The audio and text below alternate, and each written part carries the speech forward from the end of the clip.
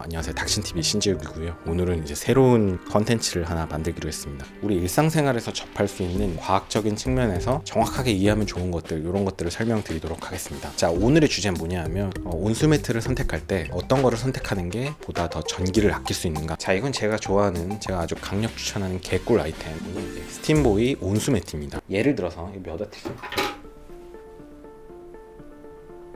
자, 이 스팀보이는 250W를 전기를 쓴다고 밑에 써 있어요. 예를 들어 B사는 전력 소비량이 200W짜리가 있다고 쳐볼게요. 자, 그러면 이거는 250W, B사는 200W. 자, 그러면 여러분이 생각할 땐 어떤 게 더 전기를 덜 먹는 걸까요? 자, 이딴 거를 무슨 컨텐츠냐 하시는 분들은 잘못 생각하고 계신 거고요. 아는 분들이 대부분 많을 것 같지만 이제 설명을 시작해 보도록 하겠습니다. 답은 중요하지 않답니다. 중요하지 않다. 온수매트 관련 동영상을 올렸더니 댓글 중에 뭐 스팀보이 거는 몇 와트고 B사는 뭐 몇 와트다, 거기에 전기를 더 덜 먹어서 더 좋다, 그런 얘기를 하시는 분이 계신데 잘못 알고 계신 겁니다. 자, 우리가 어떤 에너지를 열 에너지로 바꾸게 되면 그냥 인풋 에너지가 그대로 다 그 열량으로 손실 없이 다 전달이 됩니다. 전달이 되죠. 기본적으로 열이 가장 엔트로피상으로 회수할 수 없는 가장 쓰레기 에너지 형태니까 그쪽으로는 효율이 어떻게 보면 100%라고 볼 수 있죠. 자, 우리 하고 싶은 얘기 뭐냐면 250W, 200W짜리가 있으면 전기를 아끼고 싶으면 250W짜리가 아니고 200W짜리, 그러니까 와트수가 적은 걸 사는 게 중요한 게 아니고 전기를 아끼고 싶으면 이불을 두꺼운 이불을 덮고 자는 게 전기를 아끼는 방법입니다. 자, 이제 간단하게 설명할게요. 250W는 단위 시간당 매 초당 250줄, 한 250이라는 양의 에너지를 공급할 수 있는 거고 200W짜리는 캐페가 200이라는 거예요. 중요한 건 예를 들어 내가 온도 세팅을 둘 다 똑같이 뭐 35도로 해놨다. 그럼 35도 도달할 때까지 250W는 더 빨리 도달하겠죠. 자, 200W짜리는 우리가 세팅한 온도까지 도달하는데 시간이 좀 더 걸릴 겁니다. 왜냐면 와트수가 적으니까.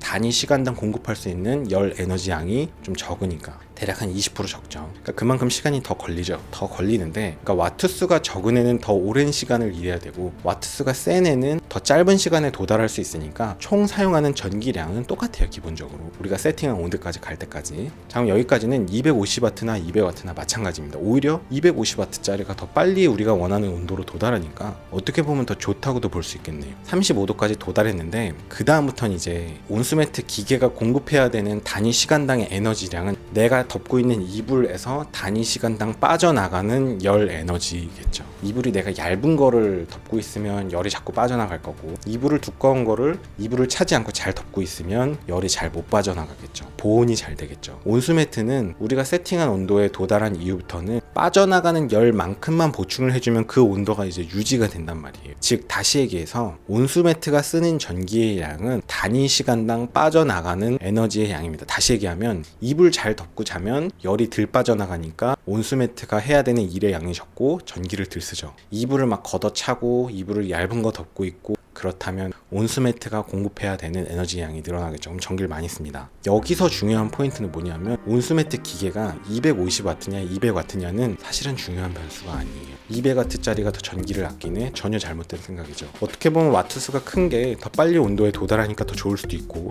전기를 아끼고 싶으면 이불을 잘 덮고 자는 게 중요합니다. 이불을 두꺼운 거를 덮는 게 더 중요합니다. 비슷한 예가 뭐냐 하면 전기값, 보일러값 아끼고 싶으면 뭐 단열을 잘해야 된다. 그래서 왜 뽁뽁이를 창문에다 붙이잖아요. 우리가 세팅해 놓은 온도가 있고 그 세팅한 온도에 도달하면 그 시간 이후로부터 보일러가 해야 되는 일의 양은 단위 시간당 이 개에서 빠져나가는 에너지의 양만큼 그 에너지만큼을 더해줘야 그 개가 온도가 유지가 된단 말이에요. 그러니까 이론적으로 100% 완벽한 단열을 하면 세팅된 온도에 도달한 이후로부터는 에너지를 쓸 필요가 없죠. 보일러를 안 떼어도 되고 전기를 안 써도 돼요. 이론적으로. 근데 우리가 이 개가 단열이 안 되니까 열 손실이 많은 부분을 단열을 해주면 열 손실이 적어지고 그만큼 에너지를 아낄 수 있죠. 그래서 우리가 뽁뽁이를 창문에 붙인단 말이에요, 겨울에. 자, 비슷한 원리로 에어컨을 킬 때도 1kW짜리 에어컨이 있고 2kW짜리 더 센 에어컨이 있는데, 우리가 전기값을 아끼고 싶으면 사실은 뭔가 직사광선이 들어온다, 많은 열 에너지가 들어오면 그만큼을 계속 에어컨이 더 일을 해줘야 온도가 유지되는 거니까 사실은 어떤 햇빛을 가린다거나 커튼을 쳐서 좀 국소적으로 좀 단열을 한다든지 이런 게 에너지를 아끼는 방법이지, 2kW짜리 에어컨을 안 쓰고 1kW짜리 에어컨을 쓴다고 에너지를 아껴지는 건 아니거든요. 사실은 와트수가 적당히 큰 거를 써서 빨리 개에 도달하는 게 더 실생활에선 더 편할 수도 있고, 그 개를 보온을 잘하는 게 사실 되게 중요합니다. 그러니까 우리가 좋은 집, 따뜻한 집,